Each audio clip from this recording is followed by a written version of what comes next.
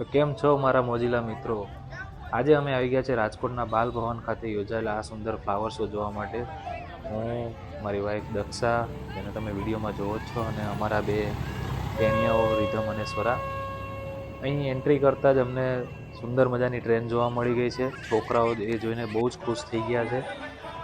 આગળ એન્ટર થઈએ તો સરસ મજાનો એક ફૂલોથી ગેટ બનાવેલો છે. અલગ અલગ લાઇટિંગથી નવું ડેકોરેશન કરેલું છે.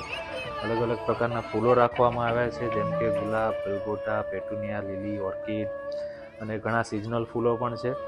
દરેક ફૂલને એક થીમ પ્રમાણે ગોઠવવામાં આવ્યું છે. તમે જોઈ શકો છો બધા ફૂલો ઓરિજિનલ અને આર્ટિફિશિયલ ફૂલોથી નથનેવી અલગ અલગ ડિઝાઇન બનાવેલી છે. પતંગિયા છે. ખાસ એટ્રેક્શન વાળું જોવા જેવું હોય તો અહીં અલગ અલગ ફૂલોમાંથી મોર, હાથી ને અલગ અલગ સુંદર ગેટ બનાવેલા છે. બાળકોને એમ ઇન્ટરેસ્ટ પડે એવું કાર્ટૂન અને આ ચંદ્રયાન જેવું કંઈક બનાવ્યું છે.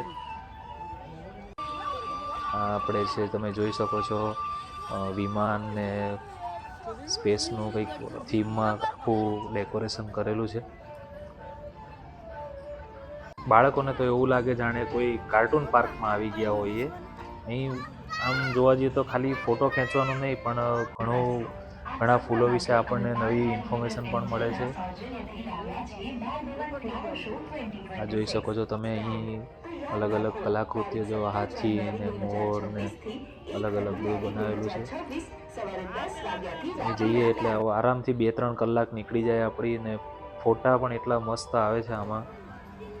આ ફ્લાવર શો માત્ર આમ જોવા જઈએ તો જોવા માટે નહીં, પણ કુદરતી વાતાવરણમાં તમારે જો ટાઈમ સ્પેન્ડ કરવો હોય તો અહીં આવીને ઘણું એવું તમને પીસફુલ વાતાવરણ જોવા મળી શકે છે.